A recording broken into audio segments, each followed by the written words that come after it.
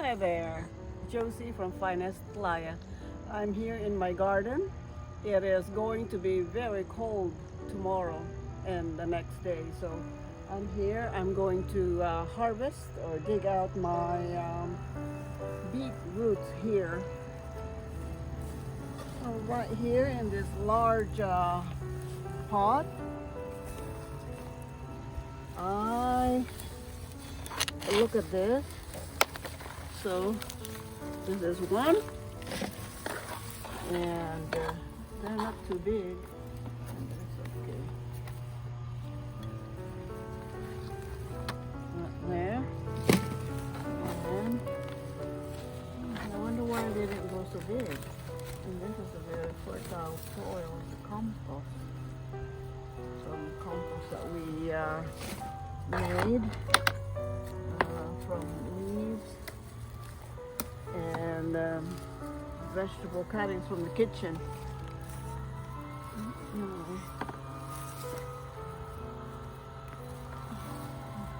Good one. There you go. Maybe next year I'm going to plant it on the bed, garden bed, and see what happens. Is that okay? I don't think so. Yeah, that's my beet harvest.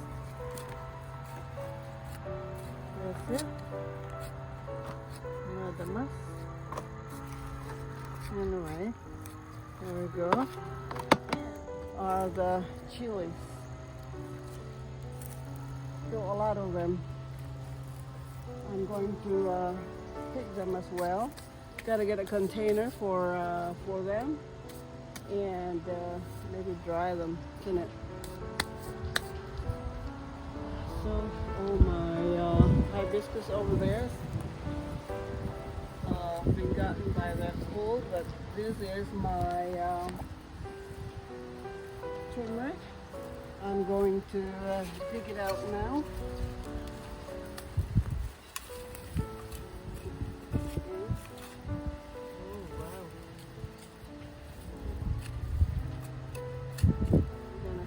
Some of it to plant next year, and some of it will be used in the kitchen.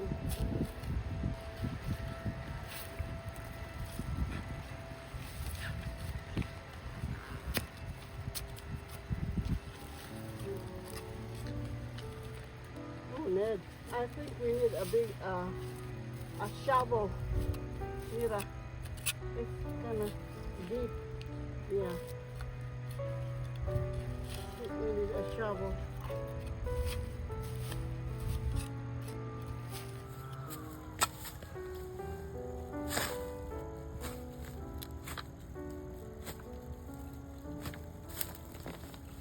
Wow, look at that. Ooh.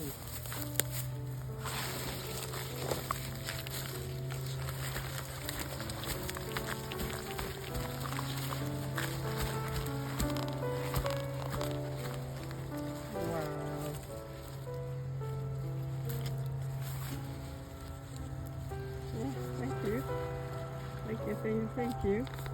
There we go. We'll go wash it. Yeah, gotta wash it. Ned is washing the beetroot harvest.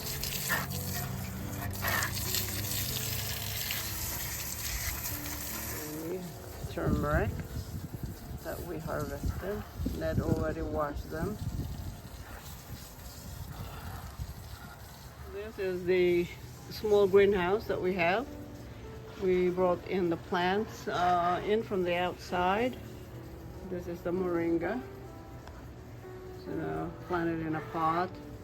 And my plumeria, losing its leaves, which is natural. And the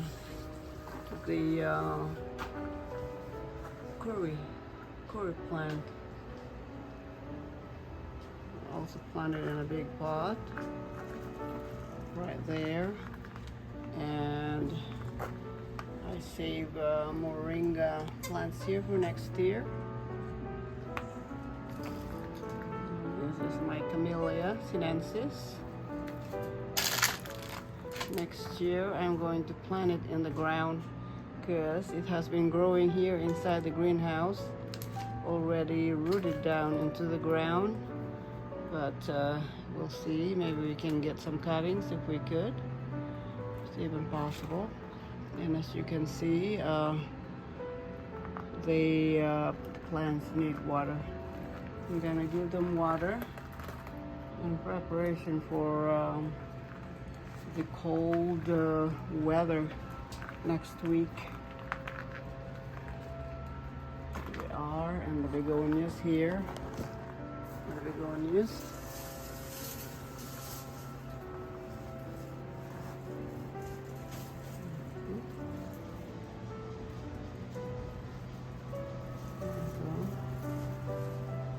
Our bougainvilleas here. Oh, the cold got this epicia.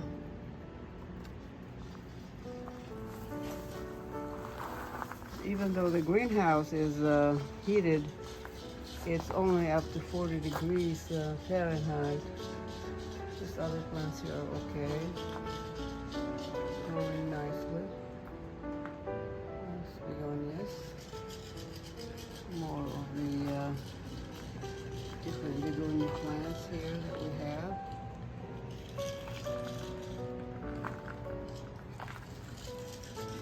Okay, gotta get going. Need to get the hose and give this plant water. The maple tree, Japanese maple tree, and the Rugella over there onto the left. And my banana plant over there.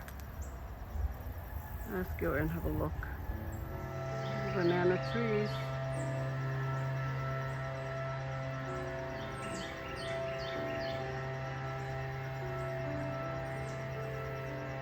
The Rugella over there. So red in color.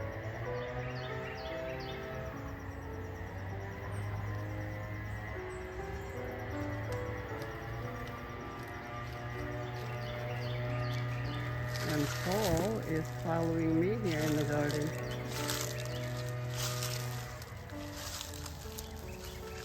Find anything there, Paul? Some squirrels maybe?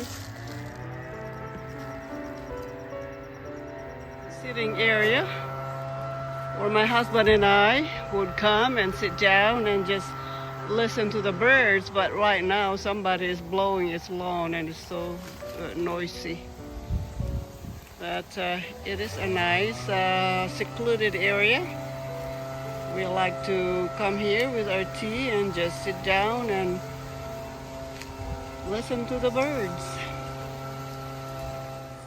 Soon this banana tree will die away, but the core will be there.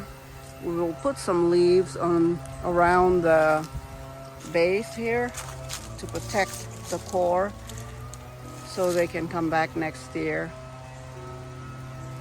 This is another sitting area where we like to come and sit down and enjoy a quiet afternoon or morning with our tea.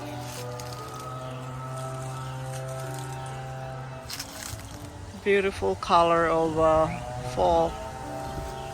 So that's Rugella over there, and this is the Japanese red maple tree, and this one here is forsythia, and the 4 o'clock bloom. It is not perennial, but the seeds fall off from the flowers and they will seed themselves into the ground. So next year we will still have some of these flowers. Onto this side is my fragrant pink roses. There's some blooms in them. This is a perennial as well. Comes back every year. Beautiful flowers, very fragrant. This is a rose. On the foreground is a rose arbor. In the spring it will bloom with beautiful pale yellow flowers, and we just love them.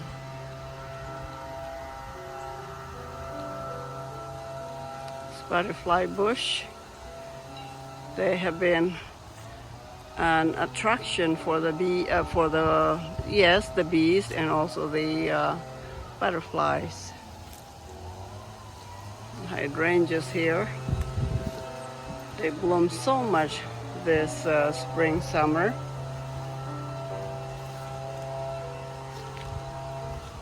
There you go.